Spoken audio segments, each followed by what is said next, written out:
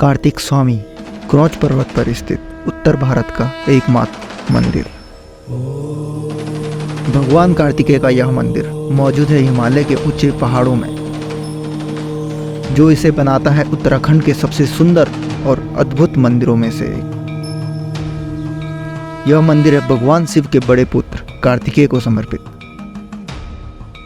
यह भूमि है भगवान कार्तिकेय के बलिदान की, माँ बाप के प्रति उनके सम्मान की। उनकी अस्थियां आज भी इस मंदिर में मौजूद है। भगवान कार्तिकेय को सुब्रमण्यम, मुरुगन और युद्ध का देवता भी कहा जाता है। तो चलिए मेरे साथ उत्तराखंड में स्थित भगवान मुरुगन के धाम, भक्ति समर्पण और वैभव के धाम कार्तिक स्वामी में।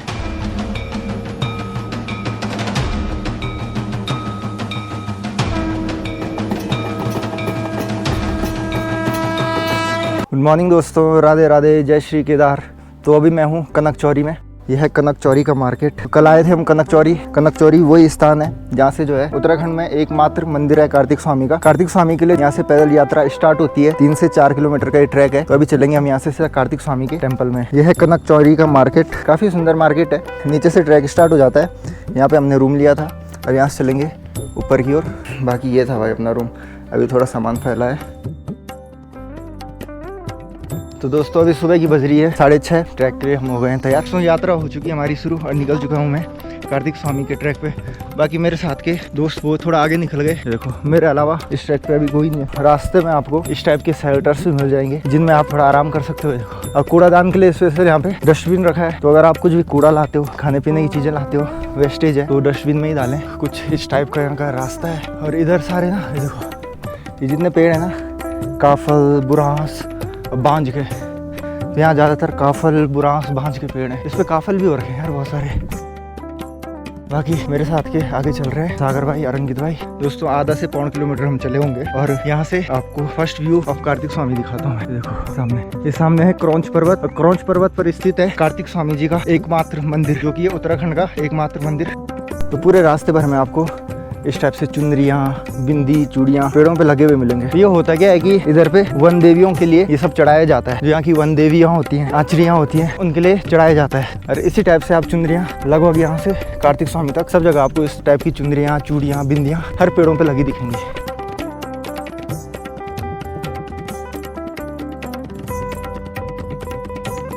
तो दोस्तों अभी हम चल रहे हैं बांझ के जंगल में बीचे बीच। सबसे अच्छी बात यह है कि इससे हम धूप से बच जाते हैं और चलने में आसानी होती है।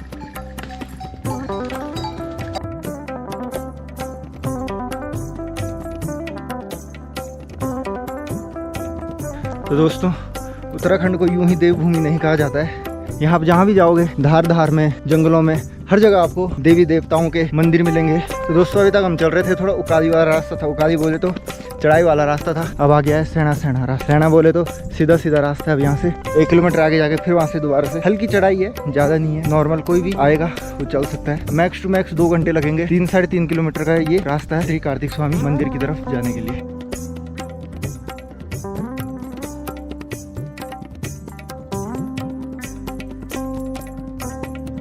हम इतने अच्छे समय पे कार्तिक स्वामी मंदिर आए हैं ना, तो यहाँ पे क्या होता है कि प्रत्येक साल महायज्ञ का आयोजन किया जाता है। तो इस साल भी महायज्ञ का आयोजन हो रहा है इधर। तो महायज्ञ स्टार्ट हो गया था 5 तारीख से। पूरे 10 दिन का महायज्ञ होता है और प्रत्येक साल होता है। तो आपको अभी ऊपर मंदिर से ढोल दमों की आवाज भी सुनाई दे रही होगी। काफी संख्या में श्रद्धालु पहुँचते हैं। आसपास के गाँव के लोग आते हैं महायज्ञ में शामिल होने के लिए।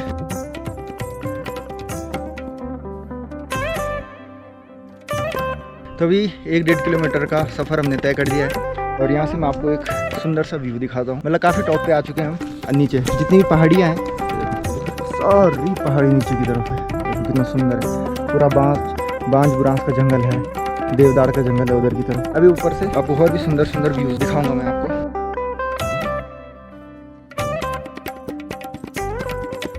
तो दोस्तों बीच बीच में आपको छोटी छोटी दुकानें मिल जाएंगी जहाँ पे आप अपना चाय पानी कर सकते हो। जैसे ये है यहाँ पे। पिछली बार आया था मैं तो यहाँ दुकानें वगैरह नहीं थी। तो दोस्तों मंदिर के काफ़ी पास हम पहुँच चुके हैं। लगभग 500 से 700 मीटर की दूरी पे मंदिर होगा। यहाँ पे से जो है ट्रैक भी बहुत सुंदर बनाया गया है। बिल्कुल टाइल्स लगाई है पूरे रास्ते में। तो जैसे आप ऊपर पहुँचते हो रास्ते में यहाँ पे आपको दुकानें वगैरह दिख जाएगी। प्रसाद वगैरह आप यहाँ से ले सकते हैं।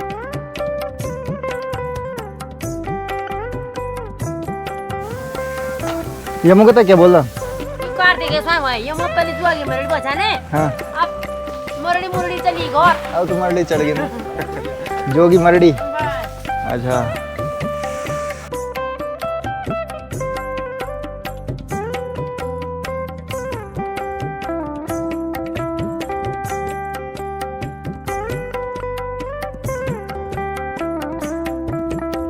तो ये पानी के स्टोरेज के लिए बनाया गया है यहाँ पे। या जैसे क्या होता है कि बारिश वगैरह होती है तो तब भी यहाँ पे पानी स्टोर करने के लिए बनाया गया है। तो भाई फर्स्ट गेट जय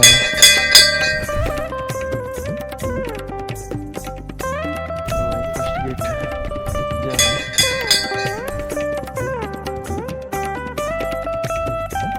तो अभी यहाँ पे दुकानें वगैरह थी, यहाँ से हम आगे निकल चुके हैं। अब यहाँ से हो जाती है हल्की सी चढ़ाई शुरू और यहाँ पे इस टाइप का रास्ता है, सीढ़ियाँ बना रखी हैं। तो इस टाइप के रास्ते से अब चलते हैं ऊपर की तरफ। ज़्यादा से ज़्यादा मात्र 200-300 मीटर रह जाता है यहाँ पे से।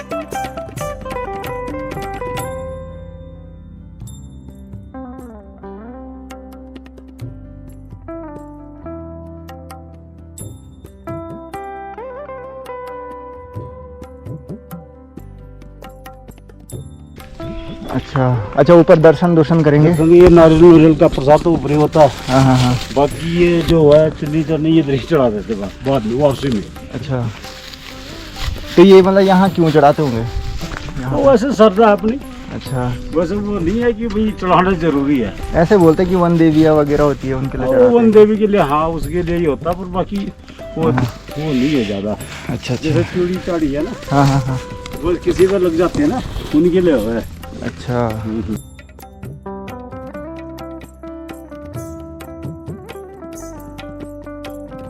तो दोस्तों यहाँ से जो ये क्रॉच पर्वत है इधर से हिमालय के बहुत ही सुंदर दर्शन हो जाते हैं। तो यहाँ पे जगह जगह पे लिखा हुआ भी है कि हिमालय के दर्शन करें दूरबीन के द्वारा, टेलीस्कोप के द्वारा। यहाँ पे नंबर वगैरह दिए हैं। तो अगर आप यहाँ आते हो और हिमालय के दर्शन करना चाहते हो दूरबीन से, आप वो भी कर सकते हैं।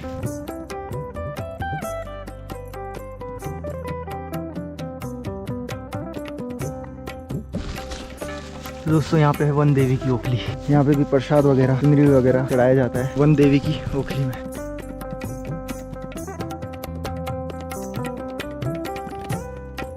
तो दोस्तों अभी मैं दिखाता हूँ आपको first view of Kartik Swami. जय हो कार्तिकेय महाराज की जय हो। तो सामने है क्रॉच पर्वत जिसपे श्री कार्तिकेय महाराज जी विराजमान है। तो सबसे पहले आपको दर्शन हो जाते हैं बजरंग बली के जैसे आप क्रॉच पर्वत पर पहुंचते हो। जय हो बजरंग बली। तो अभी सुबह के लगभग 7:30 के आसपास समय हो रहा है और हम पहुंच चुके हैं कार्तिक स्वामी जी के दरबार में। अभी क्योंकि सुबह का टाइम है तो ज़्यादा श्रद्धालु तो अभी पहुंचे नहीं है, इक्के दुक्के श्रद्धालु हैं। अब यहाँ का व्यू दिखाता हूँ आपको। भाई बहुत ही सुंदर, चारों तरफ आपको हिमालय के दर्शन हो जाते हैं। साथ में इतना सुंदर ये क्रॉच पर्वत है। ये सब सीढ़ियाँ चढ़ के अभी हमको जाना है ऊपर कार्तिक स्वामी जी के दर्शन करने के लिए। 3000 मीटर की ऊंचाई पर स्थित कार्तिक मंदिर उत्तराखंड के बहुत ही सुंदर मंदिरों में से एक है। तो अभी दर्शन कराते हैं आपको श्री कार्तिकेय महाराज के।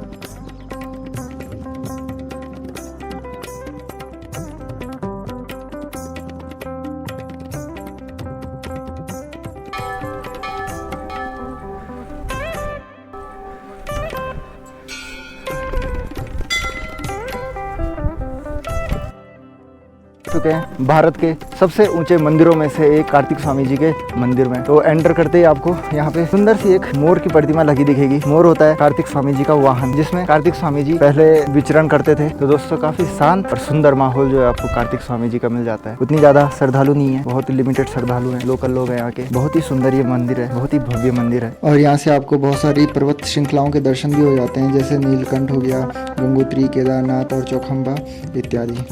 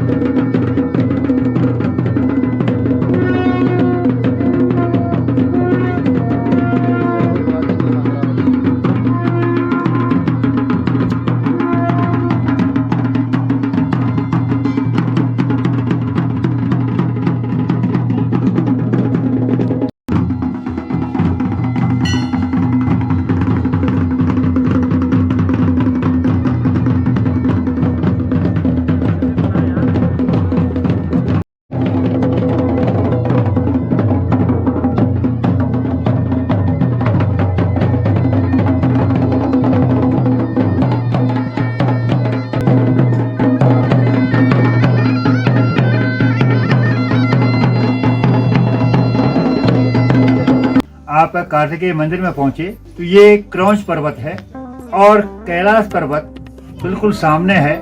तो वहाँ पर शंकर और पार्वती एक दिन अपने आप में जैसे ग्रस्त मतलब उस जीवन में होता है पति पत्नी के कि कह के भाई यहाँ पर कार्तिकेय जी हमारा बड़ा पुत्र है, गणेश भी हैं, तो इन दोनों में से भविष्य में संसार में सबसे पहले पूज्य कौन होगा उसके बारे में दोनों का शंकर जी का और पार्वती जी का अपना वार्तालाप चल रहा था। तो वहाँ पर शंकर जी ने पार्वती ने एक युक्ति सुझाई कि कह के भाई इस ब्रह्मांड का जो सबसे पहले चक्कर काट करके आएगा वही संसार में सबसे पहले क्या होगा, वो पूज्य हो। कार्तिकेय भगवान जी का जो वाहन है वो मोर है, सामने आप देखा होगा। कार्तिकेय उस मोर में उड़ करके चले गए, लेकिन गणेश का वाहन क्या है, चूहा। तो उन्होंने जो है अपनी माँ से कहा कह के माँ मैं तो संसार की क्या, मैं तो ये कोस की भी परिक्रमा सालों में नहीं कर सकता हूँ। तो ये पहले से ही ये हर परिवार की और यूनिवर्सल ट्रुथ भी है ये कि परिवार का चाहे बड़ा बेटा हो चाहे बड़ी बेटी हो वो पिता को बहुत प्रिय होता है और छोटा बच्चा छोटा जो होता दूसरा वो माँ को प्रिय हो। तो माँ ने यहाँ पर थोड़ा सा जिसको हम कह सकते हैं पार्शियलिटी, पक्षपात, कि बेटा ब्रह्मांड और कहीं है नहीं, ब्रह्मांड यही है जहाँ शंकर और पार्वती क्या के हुए बैठे हुए हैं, इसलिए तुम हमारी क्या करो, परिक्रमा करो। तो गणेश महाराज जी ने अपने चूहे में उन्हीं की शंकर भगवान के और पार्वती की क्या की, परिक्रमा की। वर्षों बाद कार्तिकेय जो है पूरे ब्रह्मांड का चक्कर लगा करके जब कैलाश पहुँचे, उन्होंने जगह जगह देखा, जगह जगह पूजा हो रखी है। वो कैलाश पहुँचे, उन्होंने कहा ये पिताजी ये क्या है, उन्होंने कहा अपनी माँ से पूछो। उन्होंने कहा माँ ये क्या हुआ, उन्होंने कहा अपने पिताजी से पूछो। दोनों में जो है एक संकोच हो गया कि कार्तिकेय सामने क्या जवाब देना है। तो अंत में कार्तिकेय जो है समझ गए ये सब जो है ये जो स्वार्थ किया गया ये किसके द्वारा किया गया, माँ के द्वारा। तो उन्होंने कहा माँ ये मैंने आपका दूध पिया और ये मांस जो है आपके दूध से बना है मेरे अंदर, और ये जो हड्डियाँ हैं ये पिताजी के तेज की है। उन्होंने वहीं पर मांस को क्या कर दिया, त्याग दिया, काट दिया। लोकल भाषा में, हिंदी में, शुद्ध हिंदी में हम कार्तिकेय कहते हैं, दक्षिण भारत में कार्तिकेय को मुर्गन स्वामी कहते। हमारी लोकल जो बोली होती है हम पहले कहते थे कतर स्वाम,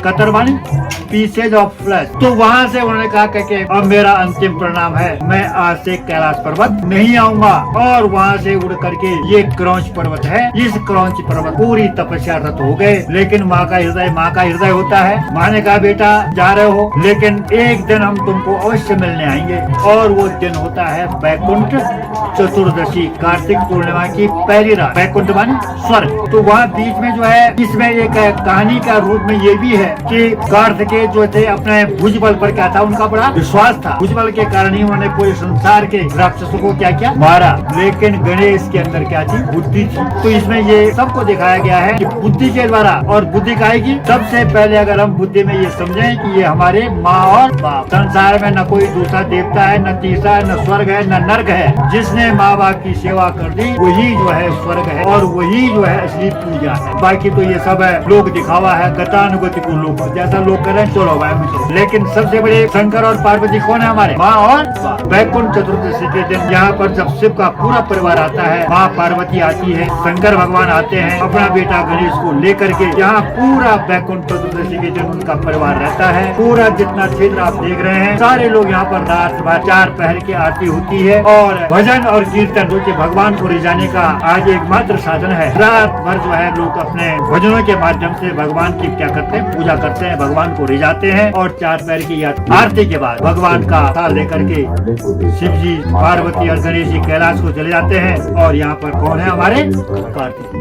तो उत्तर भारत में एकमात्र मंदिर है भगवान कार्तिकेय का, और बाकी दक्षिण में है, वहाँ मुर्गन स्वामी कहते हैं, क्योंकि 12 साल की उम्र में शंकर भगवान का जब आदेश हुआ था कार्तिकेय के लिए, जब सारे देवता हार के कगार पर थे, तब देवताओं का सेनापति बनाया गया था किसको, कार्तिकेय। तो ये देव सेनानी भी क्या है, देवताओं के सेनापति भी। ठीक है, धन्यवाद की जय। तो दोस्तों अभी हमने किए कार्तिक स्वामी जी के दर्शन। हुआ ऐसा था कि यहाँ चल रहे हैं महायज्ञ, 10 दिन का महायज्ञ है। कार्तिक स्वामी जी की डोली को लाया जाता है, उसके बाद मंदिर की परिक्रमा की जाती है, उसके बाद डोली मंदिर के अंदर रखी जाती है। फिर सारे लोग श्रद्धालु डोली का दर्शन करते हैं। तो हमने भी डोली के दर्शन किए, तब निकलते हैं यहाँ से नीचे की तरफ।